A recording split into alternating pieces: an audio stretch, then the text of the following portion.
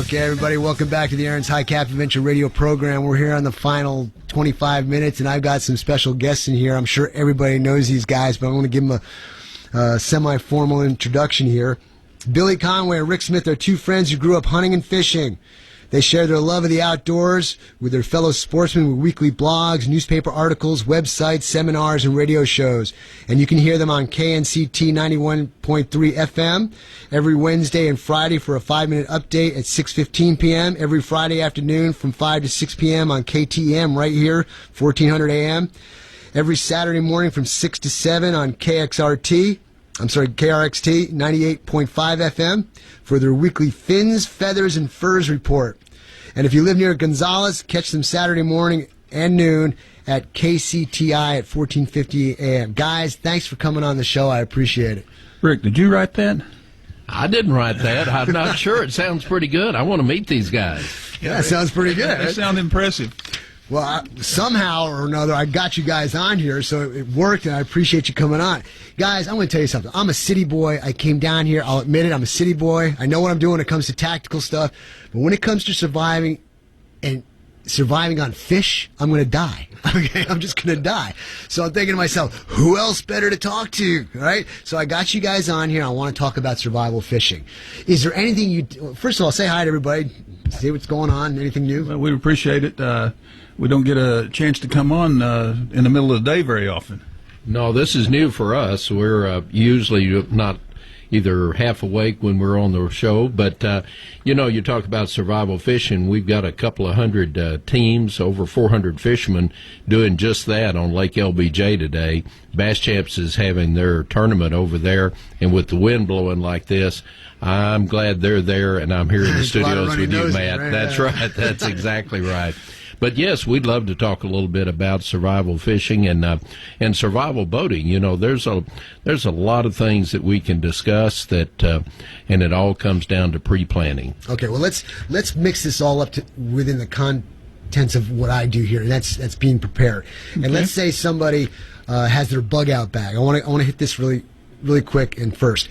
You got a bug out bag. Is there any fishing supplies that one could put in their bag that's compact, portable, so that if they had to go on the run and there they are, they're out in the woods, by the river, by the pond, by the tank or whatever, they can pull out their bug out bag, some equipment that might be useful and helpful for a guy like me to survive? Oh, there's a lot of that equipment, especially this time of year when the weather's cold.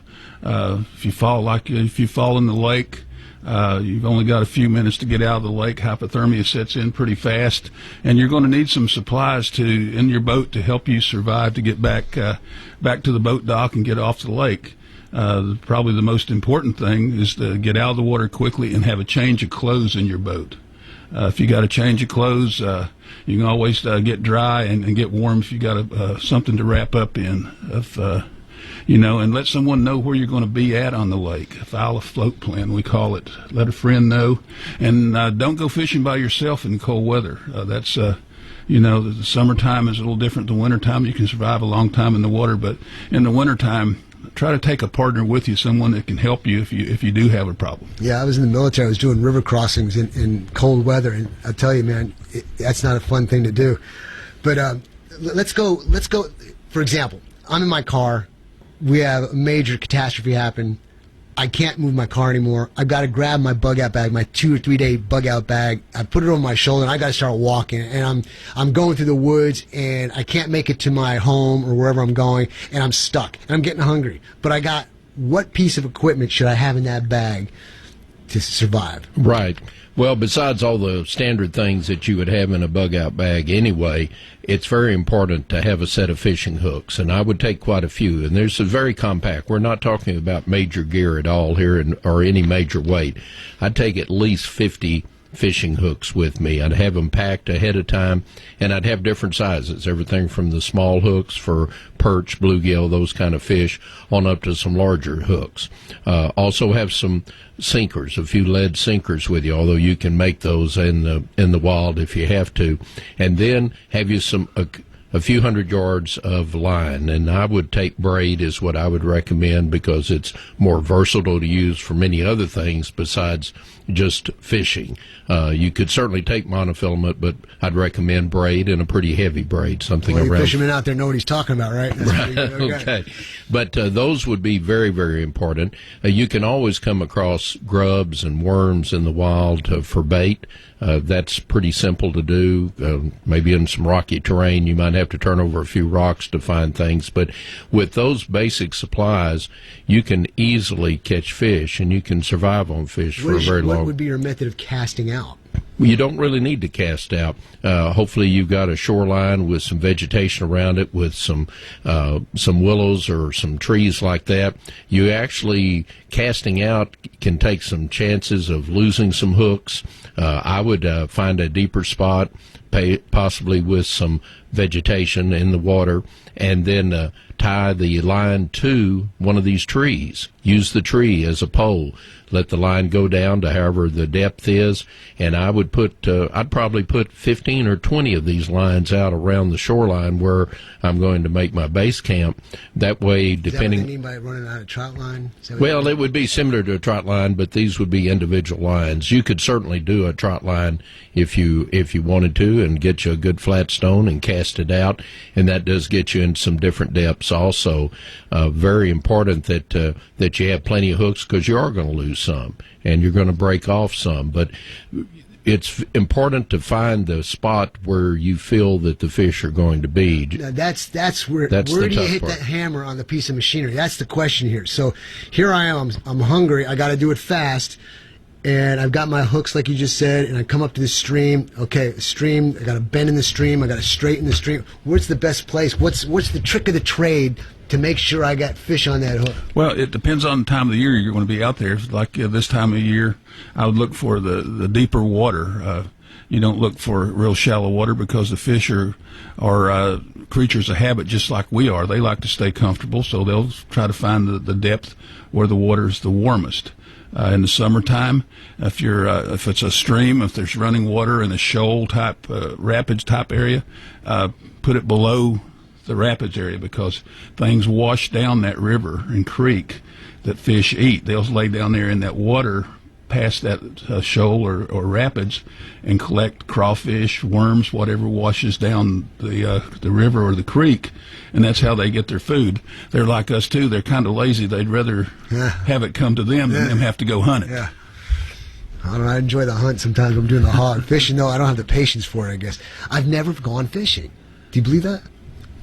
Well, we need to correct that. Now, that's something that we can do. We can take you out. And there is a reason it's called fishing and not catching, because there are times that you go out and with the best of plans and the most expensive equipment, you are just going to fish. You're not going to catch. So. I must make a correction, though. I was taken out fishing one time. A very good friend of mine took me out fishing. He says, Matt, you got to try this. And I'm out there. I'm like, this ain't working for me, man. It's not working for me. But I know it's one of those skills that you got to learn. It's like very important to know how to fish. Okay. Give me some other things that we can talk about that is important for somebody who's novice like me, that they should know, can help them survive, how they can practice, where they can go, what you guys can do to help them maybe. Well, there's a lot of things that you can do, but certainly like any survival skills, you can read all you want to in the books and you can study about it. But you need to get out there and practice these skills. As you know, you need to get out and practice learning to start a fire. It's great to read it in the book, watch the YouTube videos, and learn. But until you get out there and experiment and figure out how to do it in the environment, because it changes depending on where you might need those survival skills, what the environment you're in. Certainly get out and do some fishing and kind of learn about the habitats of the fish. And as Billy said, it depends totally on the time of year as to where you're going to find those fish, because they want to be comfortable. They're cold-blooded, and they want to find plenty of oxygen in the water, and they want to find easy prey, something that they can eat on. And you never know, because two guys can be fishing in the same boat. One can be using lure A, the other one lure B, and one's catching all the fish. So it depends a lot on not just technique, but what you've got on that line. And another thing, What are you going to do with the fish after you catch them? That's a good question. You know? Well, you're going to want to cook these fish, and you see back in on TV and in the shows all the time, these guys rubbing these rocks together to try to start fires and things like that. The best thing to do in that bag you were talking about is put a small starter log in your bag. That way, if you're stranded, and make sure you got some matches or a lighter of some kind, because then you've always got a source to make a fire and make heat. You can always find something to burn after you get the fire started. And raw fish are not very good, so you're going to need to cook your fish. So what would cooking the fish? What are some tricks on that? Well, you can just put it. Actually, you can just put it on a stick and hold it over the fire, and let it cook. Because you're probably not going to have pots and pans if you're in a survival mode. Unless it's in your bug out. Or you can put a rock on the fire and lay the fish on the rock and let it fry on the rock. You know, this is really weird because I'm about to give a class later today, and I know what I'm doing. Okay, I know it inside and out, top to bottom, the whole works. And now we're talking about fishing. I feel like such a novice. I'm kind of feeling like what a student who's going to learn how to shoot a gun feels when it comes to fishing. I'm terrible at this. So I'm going to start. I wanted to ask you, though, you're going to say something? Go ahead. Well, I was going to say one of the things that in any survival mode is having enough liquid, enough water. And it is safe to eat the eyes of a fish, and it's safe to drink the water from the bodily fluids of most fish. And that's something most people don't realize, especially if you're in a saltwater environment.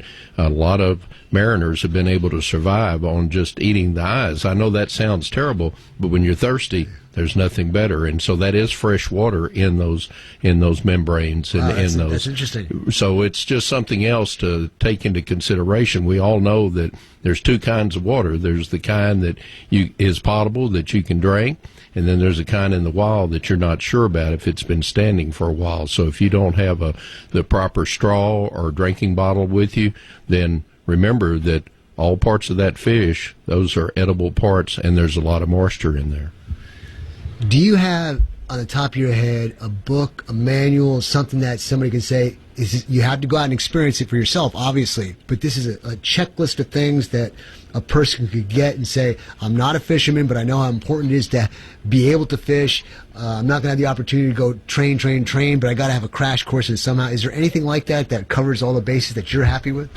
Well, are you talking about learning to fish, or you are talking about survival fishing techniques? Survival mode. Yes, there are some books out there that have some great information in them, especially as related to saltwater, because it seems like there's a lot more of those incidents where people have to survive for a long period of time on their wits and their survival techniques, their ability to survive, much more so than in freshwater. I don't have a name of them right offhand, but if you Google, there are several great books out. I know there's one that's about the Native American experience that was written about survival techniques that Native Americans have done, and it's got about 50 different techniques, and out of those, about 20 of them are all about fishing. Wow, that's pretty interesting. You guys, you made a comment about different types of fishing hooks. I can understand the different sizes, but is there different types of hooks for different purposes? There is different types of hooks for different purposes. There's actually snare hooks that you can use if you can see the fish.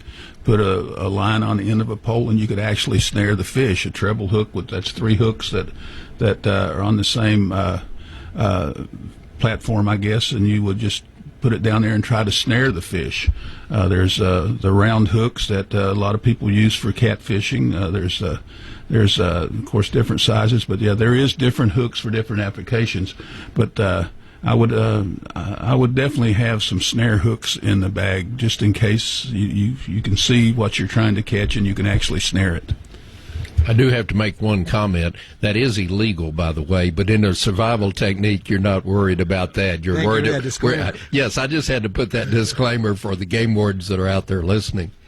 But is that also true for rough fish? Not true for rough fish. Okay, you got me there. So that Why don't we that explain is to a good everybody, one. especially me, what you're talking Well, about? there's two types of fish, basically. There's game fish that are controlled by the state parks and wildlife as far as bag limits and length limits and this kind of thing. And then there's rough fish. A lot of the rough fish do not have any limits, and you can catch them any way that's legal. One other thing that's a good thing, if you end up with that out in the wilds and you don't have the ability, forgot to take any hooks or anything, go back to the old way of gigging. You can make a good gig stick out of a limb by spreading it apart, making about 4 different pointed areas on it, and gigging. You can gig for frogs, you can gig for fish, but don't just try a single stick with a single point on it. You need to create your own gig, and pretty easy to do, especially if you happen to have a good knife with you, and if not, then find you some good flint I wanted rock. to ask you that. I forget the movie of it with Tom Hanks. There's a scene in there where he's surviving on the island, and he gets the spear and he spears the fish after a while. Is there a trick on direction, angle, behind the fish, in front of the fish, side of the fish, so that you don't spook them when you're trying to spear them? Wherever you can put the stick in it. But on the rough fish and the game fish, the example of rough fish are carp, the carp family, the buffalo, and that type of fish. Your bass, white bass, bluegill, catfish, all those are considered game fish, and it's not legal to snare them. But, sometimes you have to survive. That's right. Talk about the trout line. Explain it. Well, this is a series of hooks, usually up to 25 hooks on a line, quite often attached to a limb or something, a stick on the shore, and then a weight on the other end. And ever so many feet, you'll have a hook attached to it. Each of those hooks is baited with something like shad or chicken livers or whatever that you might be able to have with you. And you take that loose end, the bitter end of it, throw that rock out as far as you can, and so then you're fishing at different depths. You're fishing everything from up by the shores, which would typically be shallow water, on out to deep water. And then when you see that limb moving, then you've got a fish on there, a good chance of catching more than one on that, because you've got up to 25 hooks. Of course, in survival, you'd have as many as you wanted, I guess. Okay. Of course, when you're talking about survival, too, you're talking about fish, but don't limit it to fish. There's crayfish in the water, there's mussel in the water, there's clams in the water. All these are edible. Ask the people from Louisiana. Crayfish are popular over there. It's a delicacy. And so these are all in the water, too, and it's easy to catch them. A crayfish, all you do is go along the shallow water, turn the rocks over, and just look for them. I'm actually quite embarrassed with myself, because I'm one who practices being prepared in all different aspects as much as I can. Fishing, though, is one of those things with me. I'm like, I'm over here. I don't want to deal with it. I'm just not into it. Big mistake. There's so much, just based on what you're telling me, water, all the different types of food besides fish that you can eat. It's a plethora of nutrients and energy and food for you in the water if you just know what you're doing. That's exactly right. It's an easy way to acquire the protein that you need to survive. And, hunting wild game, especially if you do not have the skills or a gun or something, can be difficult. There are ways to trap it, but you can expend a lot of energy. Fishing, you do not typically expend that much energy, and there's so many different kinds of proteins that you can get from the fishing environment. Mm-hmm. And don't just think about, if you're in a situation like this, don't just think about what's in the water, because you've got trees that have nuts, you've got vines that have berries. A lot of these things are edible also, and they grow in abundance along rivers and streams. Okay, great info. There's this, I'm not even sure what the device is called. It's a wheel. You set it up, you throw the line out, and it bobs like this. What do we call that? Help me on that. Is that any good to have in your backpack? That certainly would help. It is a little automatic reel that is very light to carry with you, and when the fish strikes, it automatically sets the hook for you. That sounds like a fishing rod for dummies. Yeah, that's referred to. It's a yo-yo. It's what it's called. And in Texas, that's also illegal. Oh wow! Right. There you go. Okay. But again, you're in a survival mode. It's like brass knuckles. You can buy as many as you want. Don't wear them. This yo-yo, you can buy as many as you want, but you can't use it. All right. What were you going to say? It's not illegal to own one. It's just illegal to use it. And I guess when stuff hits the fan, who really cares, right? You're in survival mode. Okay. What else can you tell me here? We were talking about on the ground. What about on the water? You were talking about boats, things on the boats. Is there anything else that we need to know about when it comes to fishing and surviving on the water? Let's say we don't have a huge fishing boat. We just got a basically, John boat? Is that what you call it?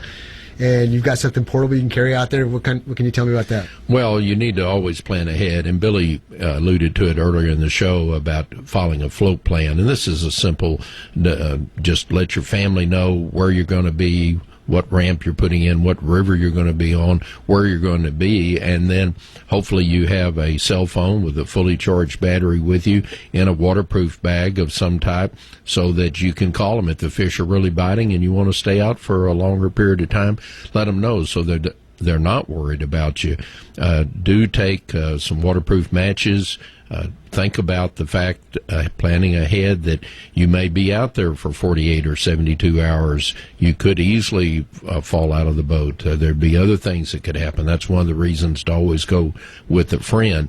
So you plan ahead for these things. You have, we call them ditty bags in boating, where it's just a bag with some essentials, some power bars, some extra bottles of water, and this kind of thing. But you've got to remember that if you happen to fall out of that boat and it floats away from you, then you are in trouble because that ditty bag is probably still in the boat. We always wear our life jackets this time of year.